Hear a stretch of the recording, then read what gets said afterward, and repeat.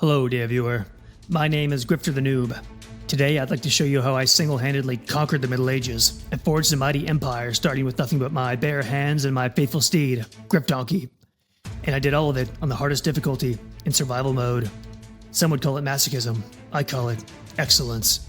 The mark of a true champion is making victory look effortless, even when the odds are insurmountable. It started like any other adventure, with a character creation screen. You see, I had to make difficult decisions about how to distribute the skills and attributes of my colony. As a master of strategy, I decided to opt for a realistic and balanced approach. Each of my settlers would play a vital role. I would allocate myself expertise in a handful of targeted areas like carpentry, blacksmithing, farming, animal handling, artistry, research, mining, healing, archery, and warfare. My settlers would specialize in everything else. A perfectly balanced division of talents, if you ask me. I also had to create a banner, an empowering symbol to rally my people. We had to show the world what we stood for. As a master artist, I came up with the perfect design to instill fear in the hearts of our enemies. Our message was crystal clear. We are strong, and we are not chickens. In fact, if you are a chicken, we will strangle you with our strong arms. With our banner created, the kingdom of Griftopia was formed. We were dropped into the harsh, unforgiving mountain wilderness where our adventure truly began. Our goals in this land were simple. We'd erect a mighty tower that reached the heavens themselves. This would serve as our base of operations and give us a defensive advantage against any potential attackers. Once our base was established, we would conquer the surrounding kingdoms and become rulers of this land. This would require some diplomacy at first, but as soon as our military was capable, we'd lay siege to the surrounding cities until they submitted to our control. Finally, we would create a life of opulence and wealth for ourselves, ensuring that we had access to every comfort this land could provide. Of course, I would need to be strategic about how I distributed these comforts. Too much luxury for the settlers might breed ambition, and ambitious settlers are dangerous settlers. We had a lot of work ahead of us, and little time to spare. I immediately set to work, assigning my settlers their respective jobs and schedules. Of course, I made sure to give myself ample leisure time, breaks, and sleep. Leadership is exhausting, after all. The mental burden of commanding 9 people requires rest. Besides, a well-rested leader makes better decisions. It's literally science. Also, I'm not a morning person, and self-care is super important. I decided that our first priority would be creating shelter. As I said, eventually we'd erect a tower that touched the sky, but for now, a simple cabin would suffice. We'd forge it in stone, which was, of course, plentiful in the mountain with a bit of elbow grease and determination. As a master architect, I laid the blueprint and allowed my settlers the privilege of gathering resources and constructing it. Grifdonkey and I decided to take a pleasant nap as they worked, their hammers and pickaxes a distant lullaby. A true commander knows when to conserve his energy. While they toiled with hammers and pickaxes, I was strategically resting, preparing myself mentally for the critical decisions that lay ahead. Their work was physical, mine was cerebral. One of the settlers was kind enough to build me a little bed of sticks as I slept. They could obviously see the sacrifice I was making, sleeping on the cold, hard ground while they frolicked around, having the time of their lives. I could sense their reverence. Or was it pity? No, definitely reverence. I woke up and decided to do some light cardio and stretching to stay limber. In this harsh land, you never know when hard physical labor will be required. I needed to be ready, prepared. Though statistically speaking, the odds of me actually doing manual labor were quite low. Still, better safe than sorry. All that cardio and stretching made me hungry, which pissed me off a little bit, so I ate one of the packaged meals we brought with us on our journey. As I stood there, eating my meal, standing up, like a filthy animal, I'd realized that our top priority should be constructing a table and a chair. We may have been stranded in the harsh mountain wilderness, but I'd be damned if we lived like savages. I had one of the settlers construct a special table for me, a monument to the sacrifices I'd made thus far in keeping our settlement alive. I decided to drink some beer, which seemed to inspire the entire village to stand on top of me and do the same. Eventually, they all decided to fall asleep in a giant pile. As I slept, I couldn't help but question their motives. These people were quite odd. Why did they all stand on top of me? Was it worship? A show of unity? Or were they trying to crush me? No, they wouldn't dare. They need me, right? I made a mental note to keep a closer eye on them going forward. Eventually, they woke up and resumed work in our humble cabin, mining and swinging their hammers to erect walls of stone as I slept. One of my settlers, named Beelzebub, had the audacity to use my special table without asking. He thought I was asleep, but I saw the whole thing. I decided to let it slide, this time. I awoke, hungry and irritated from sleeping outside, and ate a quick meal under a nearby tree. I wanted Beelzebub to know that I knew what he did at my table. A settler named Isabella joined me. I could tell that she was deeply attracted to me. The way she looked at me, it was unmistakable. Longing, desire, perhaps even awe. Many women had tried to steal my virginity, and I wouldn't be seduced so easily. I am a man of principle. Construction of our humble abode was coming along nicely. Under my supervision and leadership, it would be finished in no time. I continued my patrol, vigilantly pacing our northern perimeter. My presence alone was a deterrent to potential threats. Enemies would see me, standing heroically, stretching occasionally. They'd think twice about attacking. Psychological warfare. Sun Tzu would be proud. I got bored and decided to take up religion. A strong civilization needs faith, a higher purpose. Also, I thought it might be nice to have something to worship that wasn't me, for variety. The settlers once again decided to fall asleep in a giant dog pile in the same place as the previous night. I dutifully kept watch, guarding my people against the terrors of the night. Wolves, bandits, rival kingdoms, my vigilance was unwavering, until I got bored and fell asleep too. But even in sleep, I remained alert. It's a skill I developed. The next day, Beelzewolf decided to use my special table again as I slept, which pissed me off. I decided to let it slide once again, but he was on thin ice. I felt the need for mental stimulation, so I instructed one of my settlers to make a backgammon table for my little camp. I played a game against myself, and while I still have no idea what the rules are to this day, I'm certain that I won by a landslide. That's when I realized that one of our settlers, Garwolf, had somehow managed to get himself stranded while he was mining. I heroically jumped into action and commanded one of the settlers to build him a ladder. Garwolf earned himself a new nickname that day. Part of me wondered if he got stuck on purpose, a cry for attention, or perhaps a test of my leadership. Either way, I passed. I am very perceptive. He promptly decided to reward himself for his misadventures by eating at my special table, like a dick. I'll admit, the settlers were becoming a little bit too comfortable with my personal space, especially Beelzewolf. I could sense the envy growing. They wanted what I had, my table, my bed, my authority. But I'd let it slide, for now. A good leader knows when to show mercy. On a lighter note, Grifter was starting to feel at home in our cozy little cabin, which warmed my heart. He was truly the only one I could trust in this den of snakes, and his happiness was very important to me. The settlers once again fell asleep in a weird little pile. I was starting to believe this may have been a ritual of their homeland. It started raining, so I decided to join them in solidarity. The next day was eventful. Grifter and I slept peacefully as the settlers put the finishing touches on our new home. What's more, a merchant showed up at our humble abode. Even merchants recognized my importance. He came to me, to Griftopia. Word of my greatness was already spreading. But if he wanted my audience, he would have to wait. I had other matters to tend to. Our resources were quickly rotting after being exposed to the elements for so many days. I heroically intervened, designating a storage area in our cabin to save my village from certain demise. At long last, our cabin was built. Our hard work had yielded a shelter from the elements. Once our precious resources were safely inside, I approached the trader. I got 2 apple seedlings and a puppy for Grifter to play with. Finally, I hung our banner above the door, a symbol of all our hard work and grit. We had truly begun to show the world that we were strong, and not chickens. As a selfless and benevolent leader, I decided to make the sacrifice of being cooped up inside the cabin alone. The solitude would be crushing. The weight of leadership meant I had to endure being caged inside of 4 walls and a roof with nothing but a cozy little brazier to keep me warm. A prisoner in a cell made of stone. But my sacrifice meant my people were free to enjoy nature's beauty. Stars overhead, breeze in their hair. It wasn't fair, but life as a leader seldom is. As the night wore on, I guess they must have missed me. They couldn't bear to be apart from their leader, despite the luxurious living conditions I'd created for them. They abandoned their beds and made a pile by my door, like loyal dogs. It was touching, or maybe they were just cold. Hard to say. With our little cabin constructed, I moved on to our next order of business. Food. We had precious few packaged meals remaining, and we had to create a renewable source of sustenance to last us through the harsh mountain winter. Once again, as a master farmer, I laid out an area for my people to plant crops.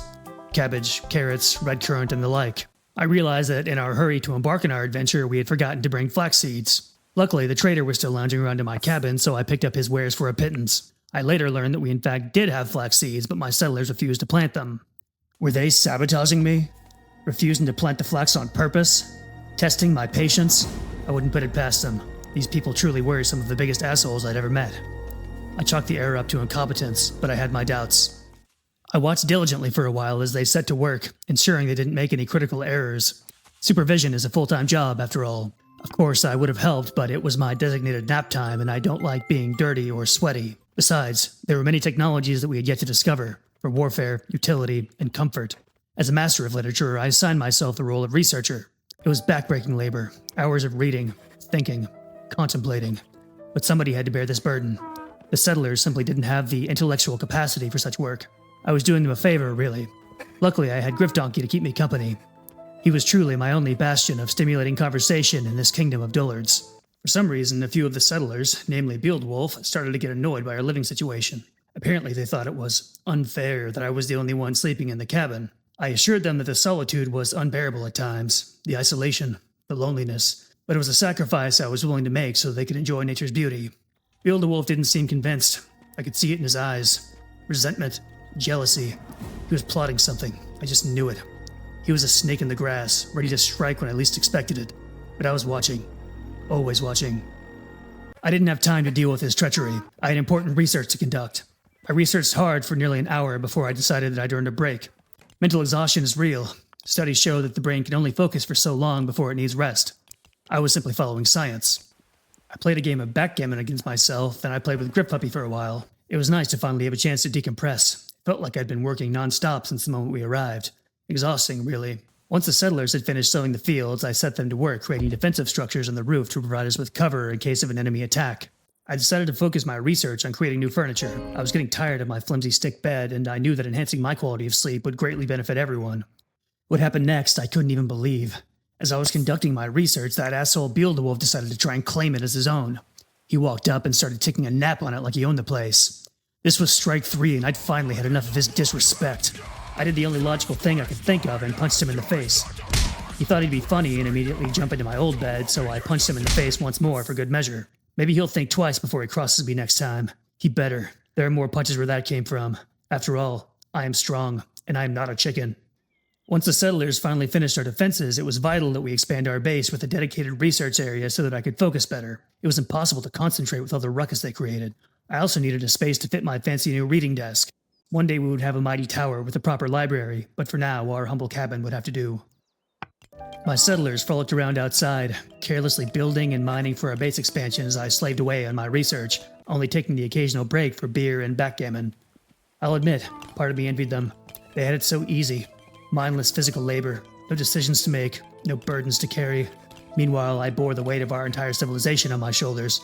The pressure was immense, suffocating even, but I pressed on, because that's what leaders do. Muriel thought it would be hilarious to stand behind me and pretend to hammer my head as I conducted my research. When I turned around, she pretended to be asleep. Was she mocking me? Pretending to work while I actually was working? Or was it an accident? There was no way to be sure, so I decided to punch her for good measure. Better safe than sorry. Unfortunately, the punch wasn't captured on camera for reasons you'll see in a moment, so here's an artistic reenactment for your enjoyment.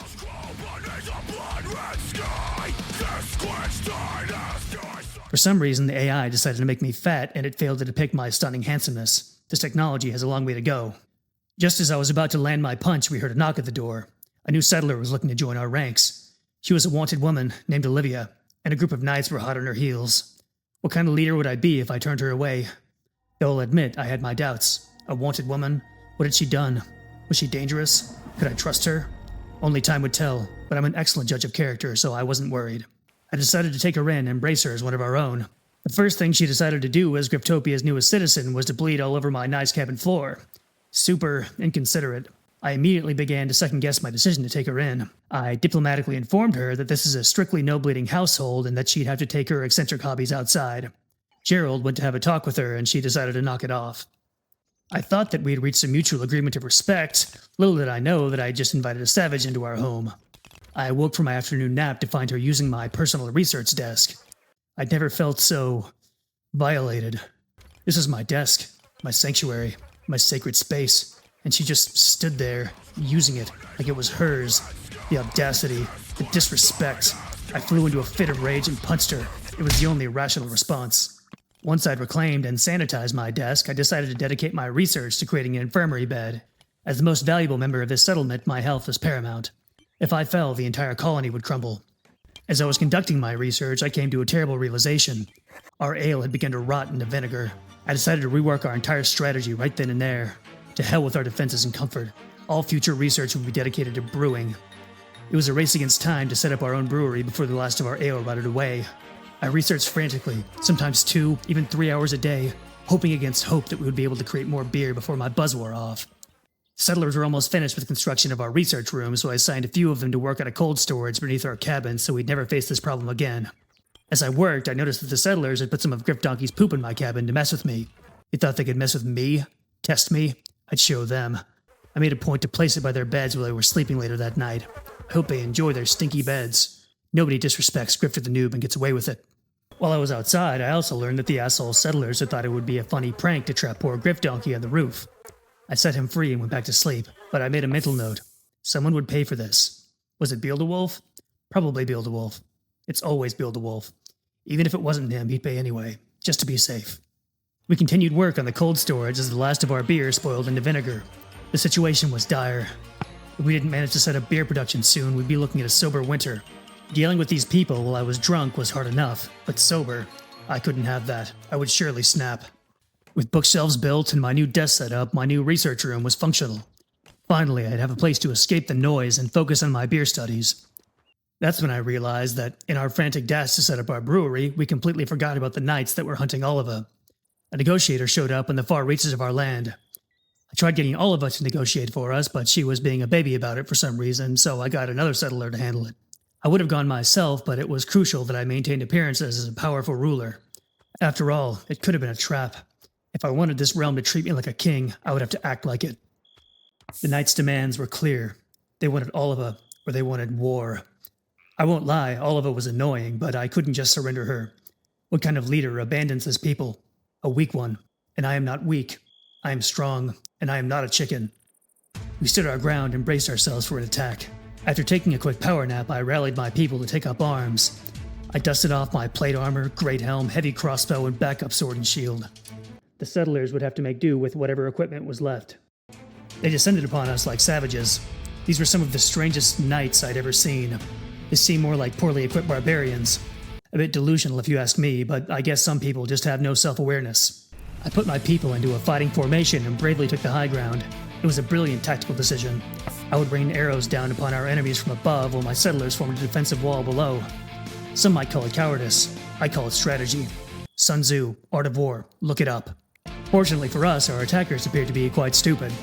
They started building a ladder to climb a small hill, then they got distracted and stood around staring at each other. Of course, my mere presence on the roof intimidated them. They saw me, standing bravely, crossbow in hand. Their resolve crumbled, psychological warfare at its finest. Hours passed and our enemies wouldn't budge. Eventually, I told the settlers to go about their usual jobs as I single-handedly held our stalemate. I got bored and decided to go down and investigate. I strategically perched myself on a nearby hill and opened fire. They tried to dodge, to flee, to beg for mercy, but my aim was true. I picked them off, one by one, until their once mighty army lay broken in the mud. I stood valiantly upon my hill, soaking in my victory. History would remember this day. The day Grifter the Noob single-handedly defeated an entire army. Once my enemies were defeated, I commanded my settlers to start gathering their equipment. Apparently, they were very upset at the sight of the bodies of the enemies who wanted to brutally murder them. In fact, Dudok became rebellious.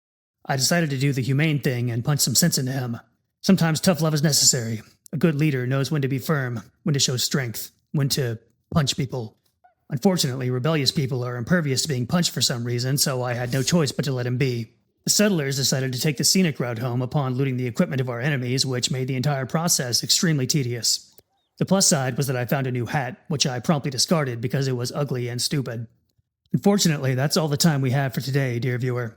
We'll pick up our epic adventure next time. Until then, subscribe to the channel, or I will punch you. Controller in hand, they call me Grifter the Noob online, but every match I wreck, I own the fight. Level up quick, beat the leaderboard, rush the spawn point, steal